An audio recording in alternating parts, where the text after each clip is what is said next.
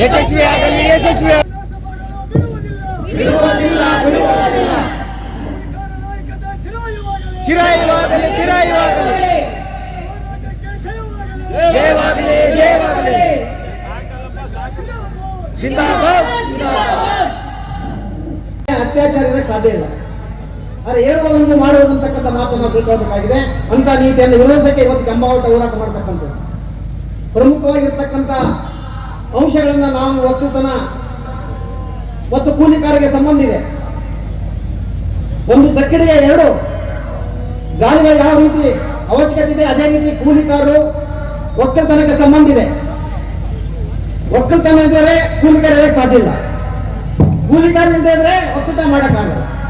ಅಂತ ಒಂದು ಸಂಬಂಧ ಇರ್ತಕ್ಕಂಥ ಸಂದರ್ಭದಲ್ಲಿ ಅಪಾರವಾದಂತಹ ಇವತ್ತು ಕೂಲಿಕಾರರು ವಲಸೆ ಹೋಗ್ತಕ್ಕಂಥದ್ದು. ಯಾಕಂದ್ರೆ ಒಂದು ಕಡೆ ಒಕ್ಕಲ್ತನ ಹಾಳಾಗ್ತಾ ಇದೆ, ದೊಡ್ಡ ರೀತಿಯಲ್ಲಿ ಬೆಳೆದಂತ ಬೆಳೆಗಳಿಗೆ ನ್ಯಾಯವಾದ ಬೆಂಬಲ ಬೆಲೆ ಇಲ್ಲ. ಡಾಕ್ಟರ್ ಸ್ವಾಮಿನಾಥನ್ ಹೇಳಿರ್ತಕ್ಕಂಥ ಬೆಂಬಲ ಬೆಲೆಯನ್ನು ಇವತ್ತು ಕೇಂದ್ರ ಸರ್ಕಾರ ಜಾರಿಗೆ ಮಾಡಲಾರ್ದೇ ಸುಪ್ರೀಂ ಕೋರ್ಟ್ಗೆ ಇವತ್ತು ಸ್ಟೇ ಹೋಗಿ ರೈತರ ದಿವಾಳಿ ಮಾಡತಕ್ಕಂಥ ಕಾನೂನನ್ನು ತಂದಿರತಕ್ಕಂಥ ಪರಿಸ್ಥಿತಿ. ಅದರ ವಿರುದ್ಧ ಇವತ್ತು 370 ದಿವಸ ಸತತ ಆಗಿ ಚಳವಳಿ ಮಾಡುವ ಮುಖಾಂತರ 738 ರೈತರು ಬಲಿ ತೆಗೆದುಕೊಂಡಿರ್ತಕ್ಕಂಥ ಬಿಜೆಪಿಯ ನರೇಂದ್ರ ಮೋದಿ ಸರ್ಕಾರ ಇವತ್ತು ಒಂದು ಕಡೆಗೆ ಒಕ್ಕಲ್ತನ ಹಾಳು ಮಾಡ್ತಾ ಇದೆ, ಇನ್ನೊಂದು ಕಡೆಗೆ ಇವತ್ತು ಗ್ರಾಮೀಣ ಪ್ರದೇಶಿರ್ತಕ್ಕಂಥ ಕೂಲಿಕಾರ ವಲಸೆ ಹೋಗ್ತಾ ಇದೆ. ಒಂದೇ ಏಟಿಗೆ 2 ಜನರನ್ನು ಹೊಡಿತಕ್ಕಂಥ ಕೆಲಸ ಮಾಡಕ್ಕೆ ಇವತ್ತು ಕೇಂದ್ರ ಸರ್ಕಾರ ಮುಂದಾಗ್ತಾ ಇದೆ. ಅಂತ ನೀತಿ ವಿರುದ್ಧ ಇಡೀ ದೇಶ ತುಂಬಾ ಚಳವಳಿ ಮಾಡಕ್ಕೆ ಇವತ್ತು ಅಖಿಲ ಭಾರತ ಕೃಷಿ ಕೂಲಿಕಾರ ಸಂಘಟನೆ ಮೇ 15ನೇ ತಾರೀಕು ಮಾಡತಕ್ಕಂಥ ಸಂದರ್ಭದಲ್ಲಿ ಇಡೀ ನಮ್ಮ ಜಿಲ್ಲೆಯಲ್ಲಿ ಕರ್ನಾಟಕ ರಾಜ್ಯದಲ್ಲಿ ವ್ಯಾಪಕವಾಗಿ ಪ್ರಚಾರ ಮಾಡುವ ಮುಖಾಂತರ ತೀವ್ರವಾದ ಚಳವಳಿಗೆ ಇಳಿತಕ್ಕಂಥ ಕೆಲಸ ಮಾಡಕ್ಕೆ ಈಗಾಗಲೇ ಯಾದಗಿರಿ ಜಿಲ್ಲೆಯಲ್ಲಿ ಪ್ರಮುಖ ಪಾತ್ರ ವಹಿಸಿರ್ತಕ್ಕಂಥ ಕೂಲಿಕಾರ ಸಂಘಟನೆ, ಕರ್ನಾಟಕ ಪ್ರಾಂತ ಸಂಘಟನೆ ಗ್ರಾಮ ಪಂಚಾಯಿತಿಗಳನ್ನು ಮುತ್ತಿಗೆ ಹಾಕಿ, ತಾಲೂಕಾ ಪಂಚಾಯಿತಿಗಳನ್ನು ಮುತ್ತಿಗೆ ಹಾಕುವ ಮುಖಾಂತರ, ಜಿಲ್ಲಾ ಪಂಚಾಯಿತಿಗಳನ್ನ ಕಚೇರಿಯನ್ನು ಬಂದ್ ಮಾಡುವ ಮುಖಾಂತರ ಸಾವಿರಾರು ಜನರನ್ನು ನೆಲೆಸಿ ಇವತ್ತು ನಮ್ಮ ಬೇಡಿಕೆಯಾಗಿ ಸರ್ಕಾರ ಕಣ್ತೆರೆಯಕ್ಕೆ ಇವತ್ತು ಹೋರಾಟ ಮಾಡಿರ್ತಕ್ಕಂಥದ್ದು.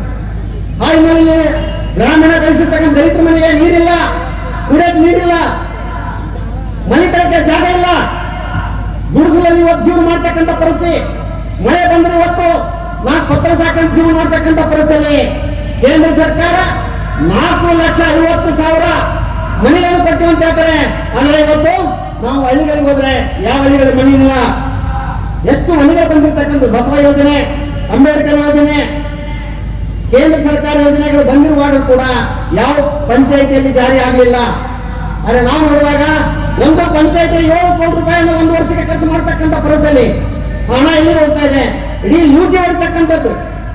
ಈಗಾಗಲೇ ಪಕ್ಷಾತೀತವಾಗಿ ಹೇಳ್ತಕ್ಕಂಥ ನಮ್ಮ ಗೆಳೆಯರು ವೇದಿಕೆ ಮಾಡಿದ್ದಾರೆ, ಅವರೆಲ್ಲರೂ ಬಹಿರಂಗ ಆಗಿರ್ತಕ್ಕಂಥ ನಾ ಹೇಳ್ತಕ್ಕಂಥ ಅವಶ್ಯಕತೆ ಇಲ್ಲ. ಆದ್ರೆ ಇಂಥ ಪರಿಸ್ಥಿತಿ ಒಕ್ಕಲ್ತನ ಉಳಿಬೇಕು ಇವಾಗ. ನಾಳೆ ಕರ್ನಾಟಕ ತುಂಬಾ, ನಮ್ಮ ಯಾದಗಿರಿ ಜಿಲ್ಲೆ ತುಂಬಾ ಇವತ್ತು ಎಲ್ಲ ಗೊಬ್ಬರ, ಬೀಜ, ಎಣ್ಣೆ ಮಾರ್ತಕ್ಕಂಥ ವ್ಯಾಪಾರಸ್ಥರು ಬಂದ್ ಮಾಡ್ತಾ ಇದ್ದಾರೆ, ಗೊತ್ತಿರ್ಬೇಕು. ನಮ್ಮ ಒಕ್ಕಲ್ತನ ಒಂದು ಕಡೆ ಹಾಳಾಗ್ತಾ ಇದೆ. ಅವರು ಕೂಡ ಇವತ್ತು ಸ್ವಲ್ಪ ಚಿಂತನೆ ಮಾಡ್ತಾ ಇದ್ದಾರೆ. ಏನಂತ ಕಂಪನಿಗಳು ಇವತ್ತು ಒತ್ತಾಯ ಮಾಡಿ 1 ಚೀಲ ಗೊಬ್ಬರ ಜೊತೆಗೆ ಲಿಂಕ್ ಅನ್ನು ಕೊಟ್ಟು ಇವತ್ತು ಜಿಂಕ್ ತಗೊಳ್ಬೇಕು 400 ರೂಪಾಯಿ ಅಂತೇಳಿ ಒಬ್ಬ ರೈತರಿಗೆ ಇವತ್ತು 400 ರೂಪಾಯಿನ ಭಾರವನ್ನು ಹಾಕ್ತಕ್ಕಂಥ ಪರಿಸ್ಥಿತಿ ನೋಡ್ತಾ ಇದೆ. ಅದು ಒಂದು ಕಡೆಗೆ. ಇನ್ನೊಂದು ಕಡೆಗೆ ಕೃತಕ ಭಾವ ಸೃಷ್ಟಿ ಮಾಡಿ ಬೀಜಗಳ ಬೆಲೆ ಹೆಚ್ಚು ಮಾಡ್ತಕ್ಕಂಥದ್ದು, ಗೊಬ್ಬರದ ಬೆಲೆ ಹೆಚ್ಚು ಮಾಡ್ತಕ್ಕಂಥದ್ದು.